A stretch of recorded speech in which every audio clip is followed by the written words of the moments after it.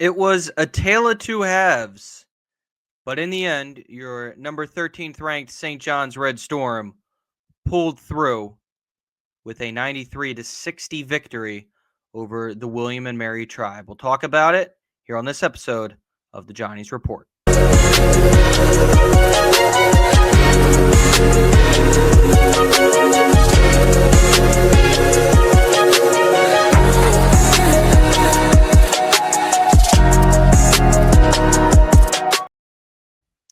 Inside Carneseca Arena for the second time this year, St. John's is 2-0, and they remain perfect under head coach Rick Pitino at CA.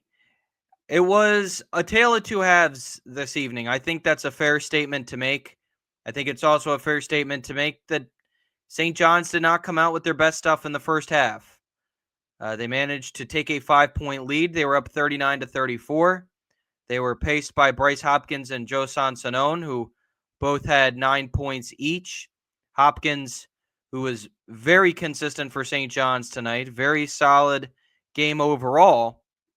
I think it would be fair to say that the MVP of tonight's game was perhaps the smallest player on the floor in Dylan Darling. Stepped up when St. John's needed a burst, helped them in the second half in this tale of two halves. St. John's, to be very basic about it, I guess, would be not the best term to use, but a term I will use.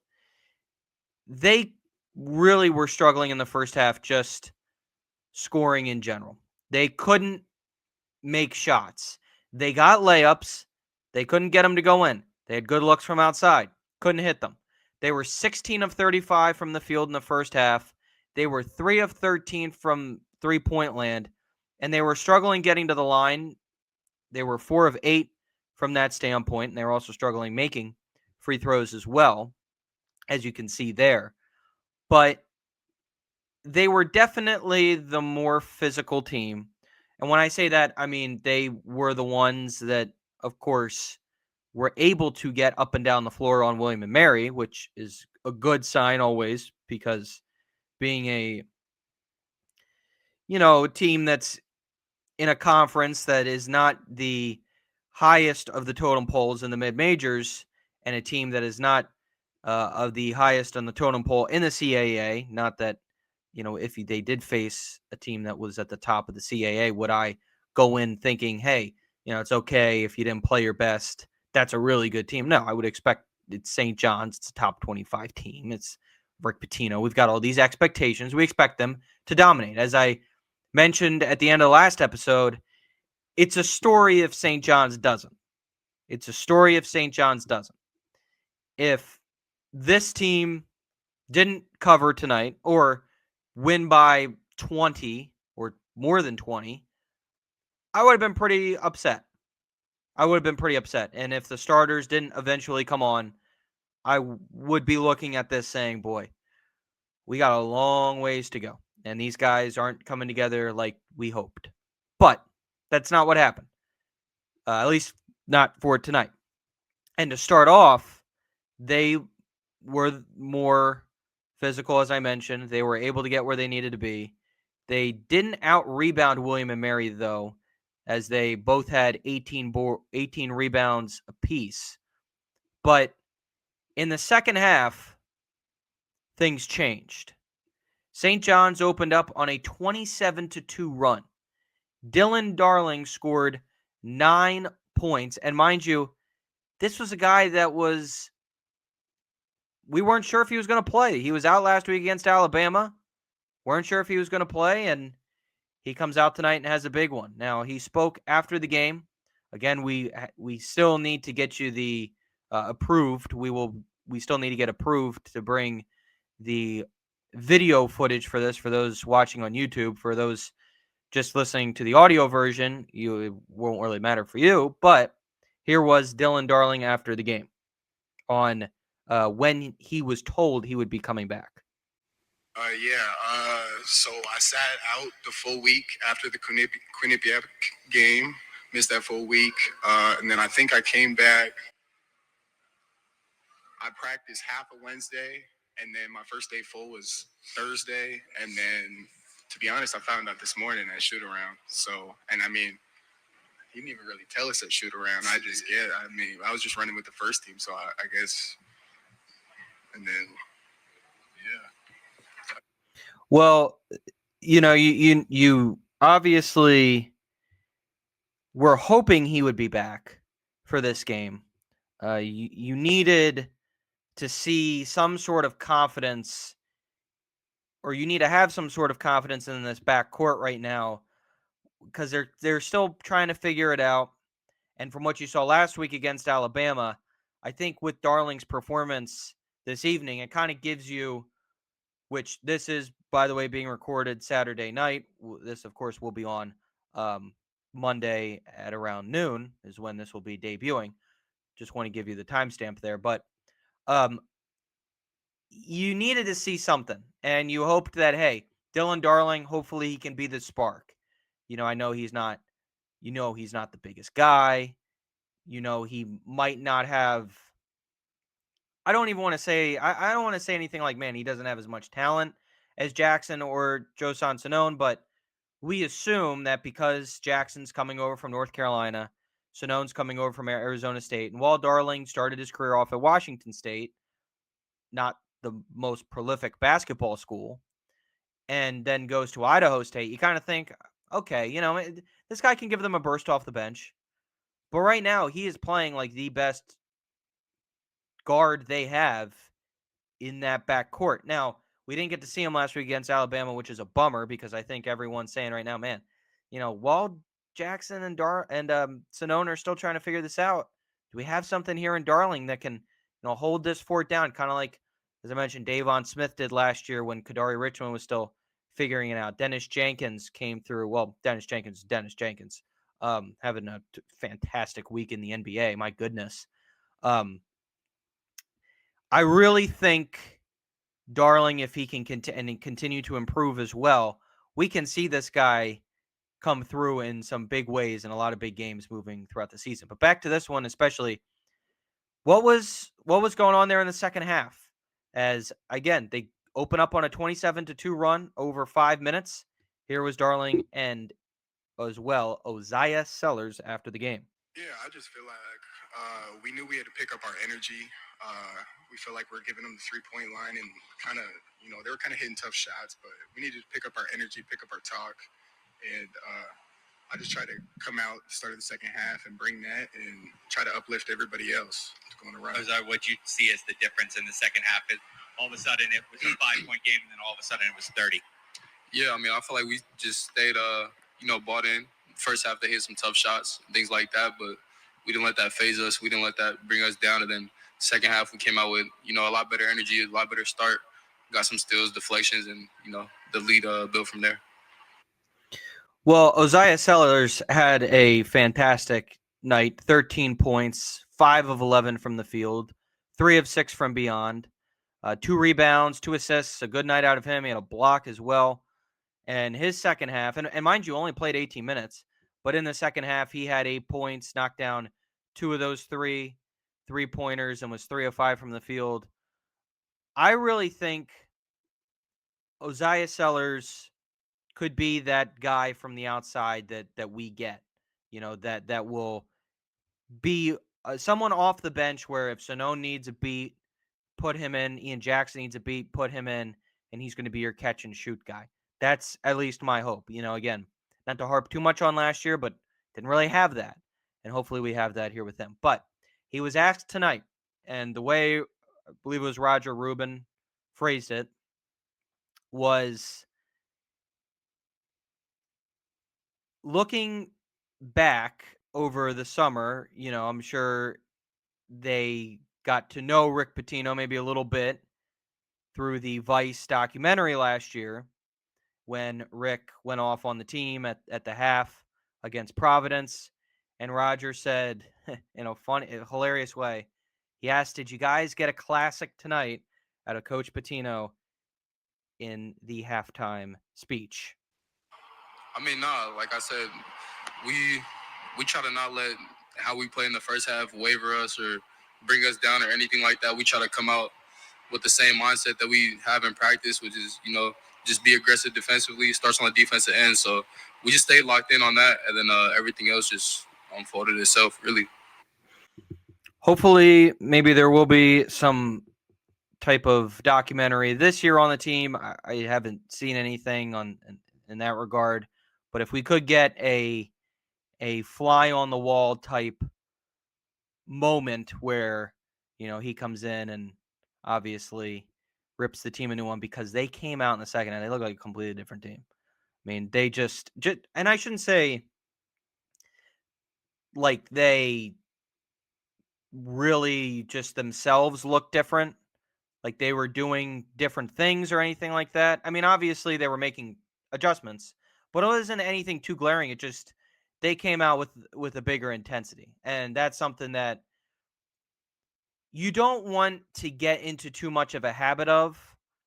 I kind of thought to start last year, and I feel this way with a lot of the last 2 years, where we come off in the first half, we don't start off great, and then, maybe we will start off great, or we'll have a great close to a first half, start off the second half, first 4 minutes, like, whoa, that was ugly. The opposition just went on a 10-2 run, and we had a 7-point lead going into the break. What the hell?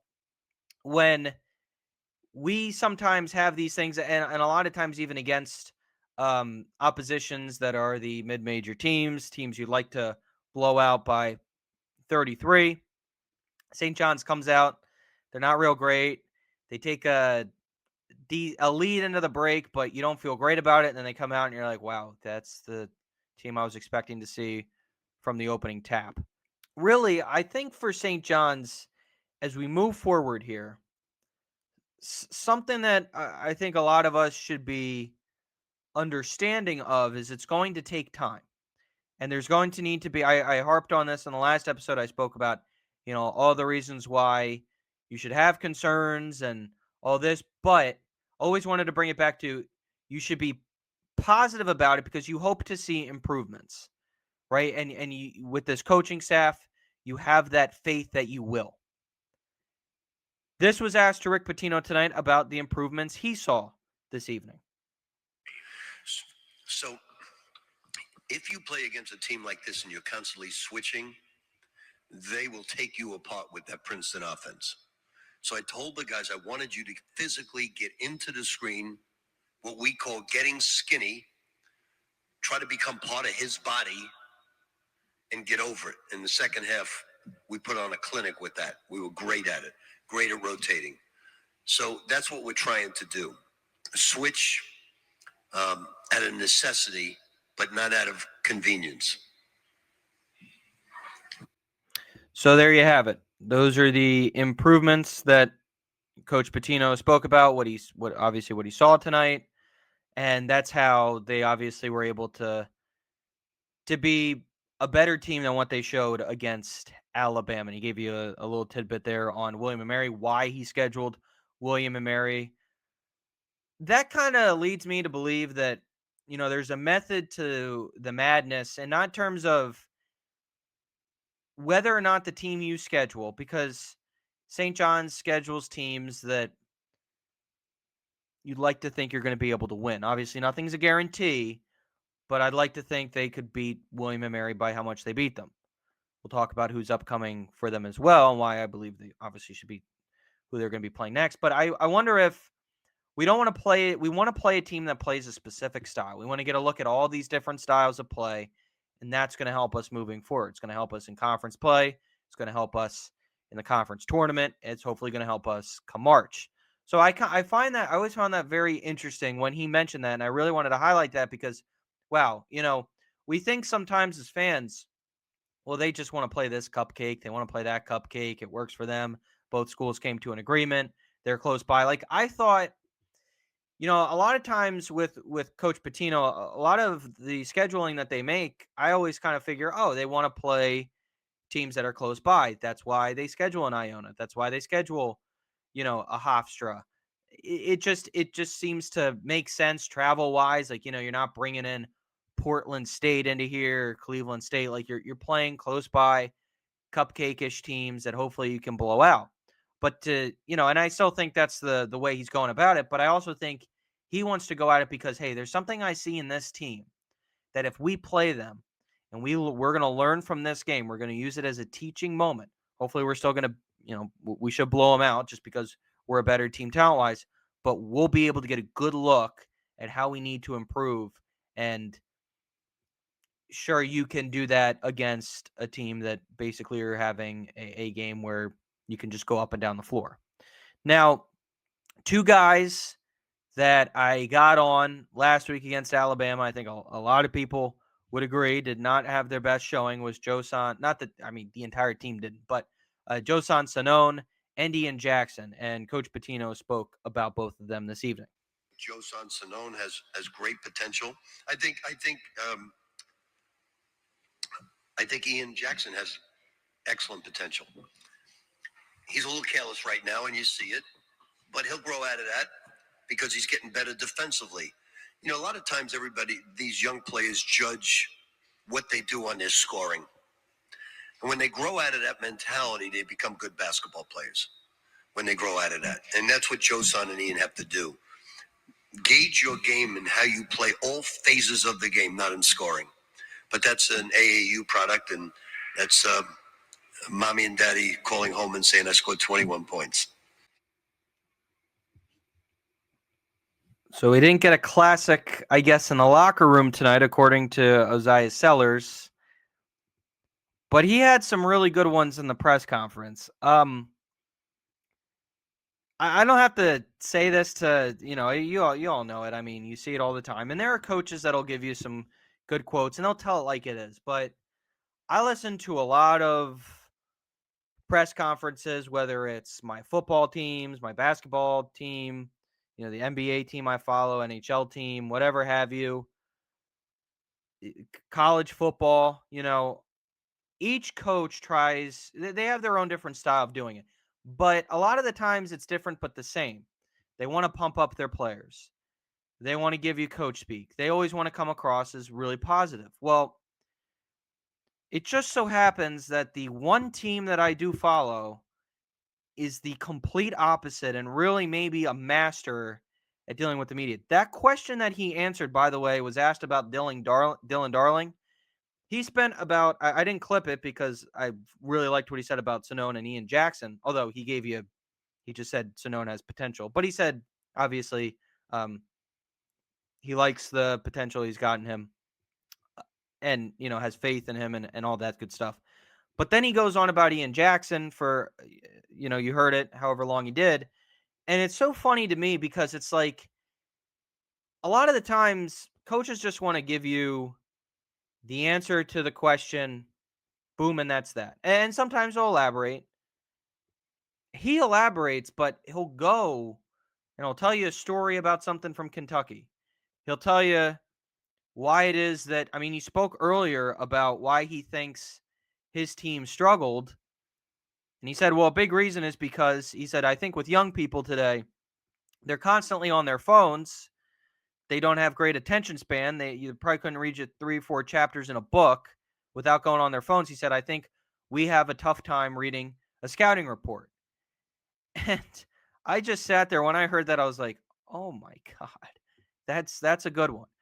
And then he backs it up with that one about the AAU thing there and saying, I'm calling mommy and daddy and then tell them I had 21 points. Like, no coaches, you rarely find them that will do this stuff. He is great at it. It's so tough to really describe to people.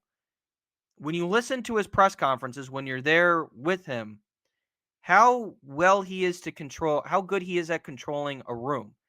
It's really fascinating. And it's all, he very confident, done it a million times, but it's unbelievable what he does. And just how good he is at it. And there have been some great quotes at St. John's. Obviously, the one that went viral after Seton Hall. There was one last year about, parents and calling in and, always wanting their kid to score points and do this and do that. And maybe that was a bit of a prelude to what he said there about AAU. But I found that absolutely fascinating and how he controls a press conference, absolutely fascinating as well. So who's next for St. John's? Well, next up, they're going to be taking on Bucknell, the Patriot League. It's going to be coming up here on Thursday. Should be a game. Obviously, St. John should have no problem winning, but hopefully they will get into their game a little bit earlier as well as we near closer and closer to the Players Era tournament. Now, for the next couple moments on this podcast, I'm just going to, you see it right there, I'm just going to touch on what's going on in the Big East because I'll put it bluntly, I'm nervous. I'm very nervous about what is happening here. We have teams that are losing games they shouldn't be losing to. We've got teams here that, I mean, wow, they have gotten off to really poor starts. And in these games against, power 6 opponents, they're struggling. But you say power 6, and it's like, oh, but that's, that team plays in the Big 12. Well, that team plays in the ACC. That's understandable. Well, not really, because those teams aren't expected to be any good. And to struggle against other teams that are good in other conferences, that doesn't leave me with a ton of confidence moving forward. We got teams that are getting blown out. I mean, the St. John's loss last week against Alabama, really on the scale with some of these other teams that I'm about to go over, is child's play. It's like, oh, okay, well, Alabama's the top 10 team in the country. Like, let's, against Power 6 teams, as of right now, or just teams in general who are playing big-time basketball, expected to be good this year. The Big East, as of right now, is 3-10. And this is just this week and then opening night last week for one of them. You've got Georgetown, who's 2-0. And by the way, before UConn beat BYU tonight, Georgetown had 2 of the best wins, Maryland and Clemson. So the Hoyas pulling their weight. UConn beat BYU tonight and looked good. Now they had to, settle it at the end, and it turned out to be a really good finish. It was a very entertaining game, and I thought it was going to be UConn going away, but BYU battled. Then you got Butler, lost to SMU today. And listen, I'm not expecting much out of Butler. I think they're going to be in the basement of the Big East. They held in with SMU. They lost by 2 to an ACC school, albeit I don't expect much from SMU, but they're a team that maybe could be on bubble watch or something like that. Butler, does it say anything about Thad Matta's group? I don't know. But hopefully something happens throughout here. Villanova, they lost to BYU. At the time, I thought, man, I don't know about Villanova. And now I'm like, well, they're better than most of these guys. You got Creighton, who got blown away by Gonzaga last weekend. Earlier this week, I was really appalled at how Creighton got wiped off the floor against the Gonzaga team. And you've got, obviously, St. John's losing to Alabama. Marquette lost to Indiana and then Maryland. How do you lose to Indiana by as much as they lost to Indiana? Over 20 points. And then you fall to Maryland. And listen, I didn't think Marquette was going to come off great. I hoped at the very least they could keep it within reason if they were to lose to Indiana and Maryland. DePaul lost to Northwestern by 2. Then they lose a game that they had no business in losing, and that was to Buffalo, which was upsetting to say the least. But they went down to the wire against a Northwestern team that probably is going to be decent. I think Northwestern's always a possible 8-9 seed for the tournament. And then you have Providence, whom I thought was going to be, or I believe is going to be in the upper echelons of the Big East, was potentially going to be that team slotted right behind heading into the year, UConn, St. John's, Creighton, and then Providence, and then maybe Georgetown behind them, or Marquette. But Providence is out here losing games to Virginia Tech and Colorado. I don't know, Colorado's probably not going to be much. I don't expect Virginia Tech to be much this year either. Then you got Xavier getting blown out against Iowa. Iowa's not the strongest team coming out of the Big Ten, and then you lose to Santa Clara. What?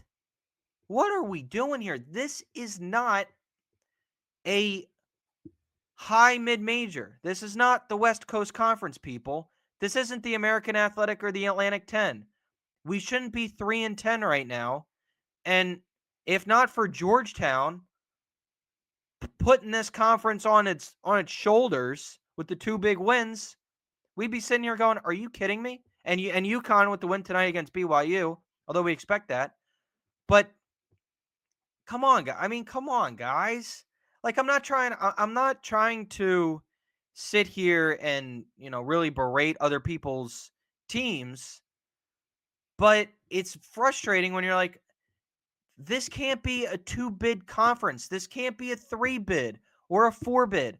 I'd like to get 5 or 6. That's obviously the goal. We got 5 last year. Great. I'd like to be able to expand more than that. And, I mean, we're just seeing a very frustrating start again to this season for the Big East. And I got to tell you, I don't know. As of right now, St. John's, UConn, and St. John's is off of, just talent alone on the team because, they lose to Bama. And we're only 2 weeks in. But you got St. John's, you got UConn, you got Georgetown. I hope Creighton can get its act together. I'm not too sure about Providence because those are 2 not great. Those are 2 you have to hope are going to end up being quad 2 losses. You cannot. We saw it a couple years ago against Michigan. Playing best basketball at the right time.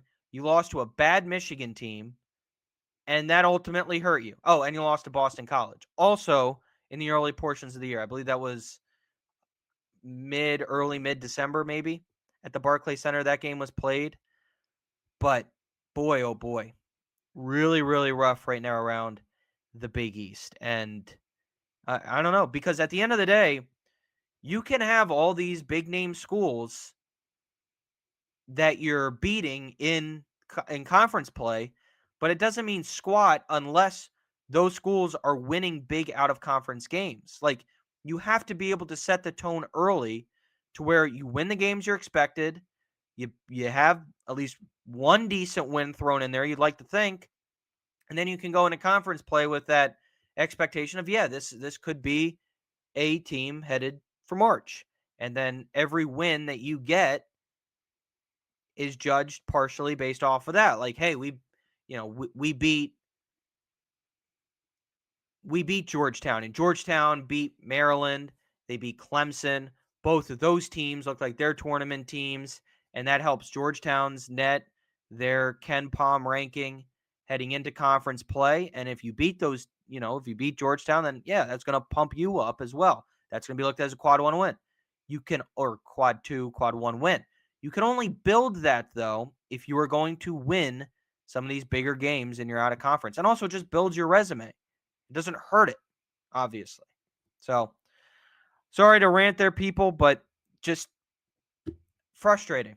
It's been a frustrating week here for the Big East, but not a frustrating night for St. John's. Thanks, everyone, for tuning in. And as always, I'll talk to you next time.